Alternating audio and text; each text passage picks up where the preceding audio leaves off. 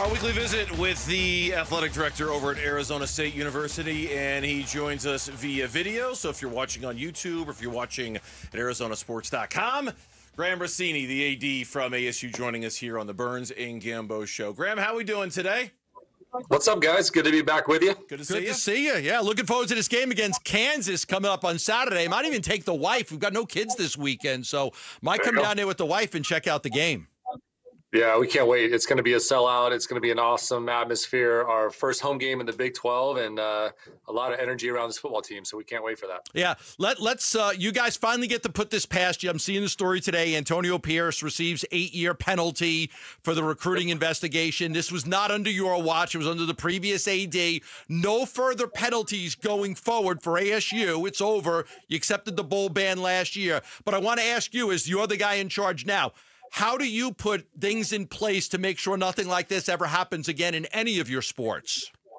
Yeah, I think we're lucky to close the chapter on that particular moment, and we're eyes moving forward on this next exciting chapter where we're at, not only in football but all of our sports. And yeah, there's value in the lessons learned. There's a lot of protections that have been put into place here over the last couple of years. We've got a tremendous compliance team that led us through this process, and we're ready to close that chapter, keep it in the past, learn from those moments, and focus on everything coming at us. It was like a negotiation, a settlement, basically, that was reached between you and the NCAA. How, given that you kind of bridged the gap from one era to the next, did you play any role in that, any part in that negotiation, or was that not you at all?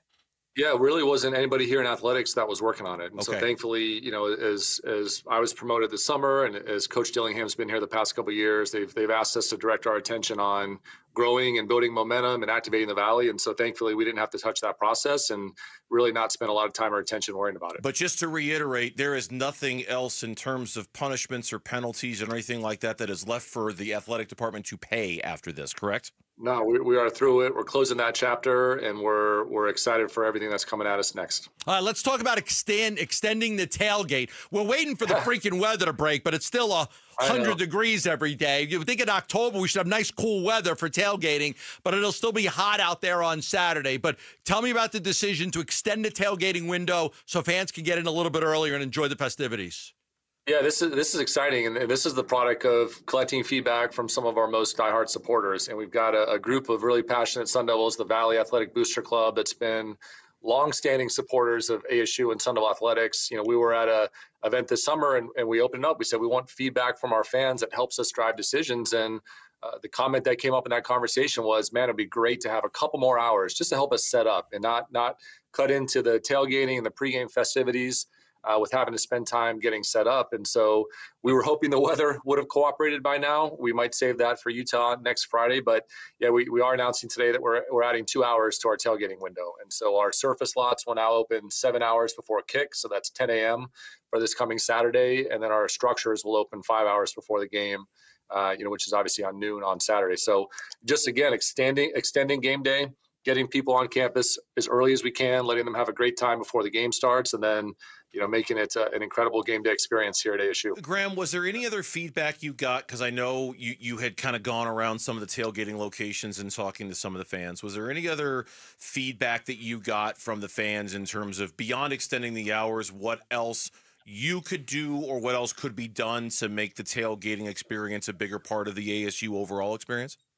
Yeah, it's been one of the most enjoyable parts out the gate. We've only had 2 home games, but we're able to spend both of those with a lot of time out in the tailgating lots and areas around the football stadium. And a lot of good ideas are coming out of that. It's been really, really valuable and time well spent. And a lot of the feedback is, obviously access, but then it goes into, access to power, access to Wi-Fi, access to, better restrooms, access to different parts of the campus, that as we get more urban and more dense, we're losing a lot of these lots or parking lots that have always been a part of that tailgating footprint. And so we're looking at the entire footprint around Mountain America Stadium and the Tempe campus even more broadly, and trying to understand for next season, what are some new areas that we can open up? How do we incorporate more of the Tempe campus into our game day experience? But a lot of really good ideas, and we plan on continuing the next 4 games to be out in the tailgates, meeting our fans, getting some great feedback, and that'll be very helpful and as we drive decisions for next year and beyond. I know you were out of cold beer and cheeseburgers having that Sam Levitt chicken sandwich not too long ago, but you guys continue to really do well with the NIL. Tell me about some of the new deals that you've got going on.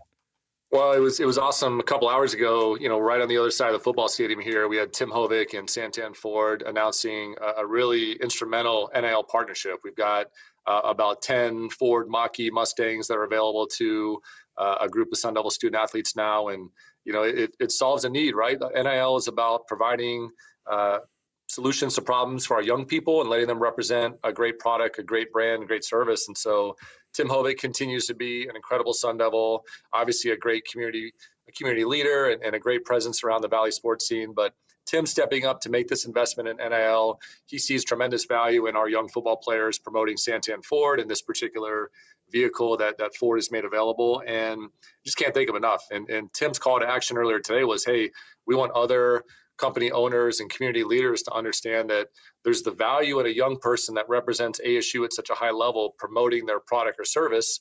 But more importantly, you're enriching their experience at ASU. You're giving them resume experience. You're giving them a professional network that when their playing days are over, and we hope that's after many years in the league or competing internationally in other sports, that they've got momentum on their life after sport. And that's really where we've started to see a lot of value in our NIL efforts, is bringing companies into the conversation where they're not only investing to get the promotion of their product or service, but they're adding value to the development of a young person while they're competing at ASU. Well, let me tell you, as somebody who drives one of those Mach-Es, you got to tell these kids those things they go pretty fast.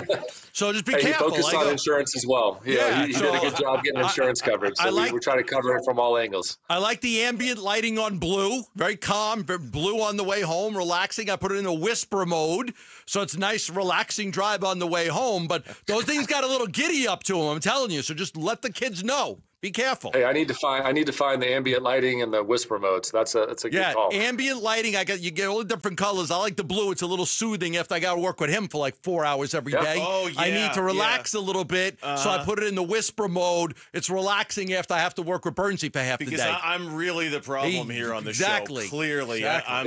I'm the guy. Hey, Gambo's like a soothsayer now. This is like therapeutic for me to get on these calls. And Gambo gives a little pearl of wisdom every week. So last time it was picking out dinner, and now it's a way to relax after a hard day at work. I'm here to help. Hanging out with Gambo, it's like being at a meditation retreat for 4 hours. Italians helping Italians. Really, it's okay. I'm coming Saturday. I'm going to come Saturday with the wife. Come say hello. I will. I want to ask you about your first Big 12 road game, and obviously a charged up environment. And this is not to suggest you haven't played in charged up environments in the Pac-12.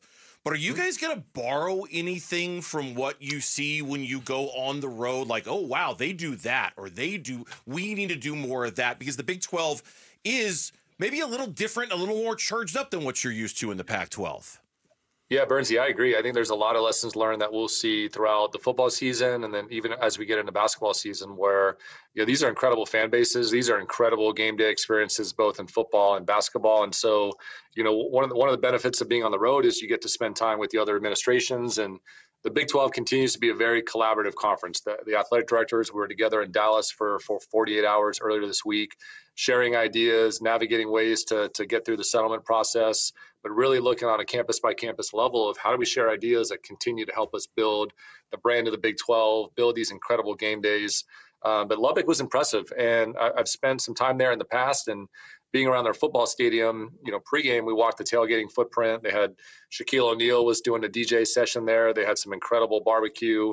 There's actually a Sun Devil who owns an establishment right next to the football stadium, and he's nosing around Tempe for some real estate right now. And so that's exciting to look at some of these familiar attributes across the Big 12 that we look to bring into what we're doing here at ASU as well. And so I get tremendous joy out of being in another sporting event or arena. I think anybody who's been to an event with me probably hates it because I'm taking pictures and looking at signage and looking at all the different programming activities. But I think that's one of the benefits of being in a new conference and being on these new campuses, that we can understand what they do well and figure out our version or our spin on some of those same tactics. Hey, as long as you're not videotaping the signs of the other team like that guy in Michigan, you're okay.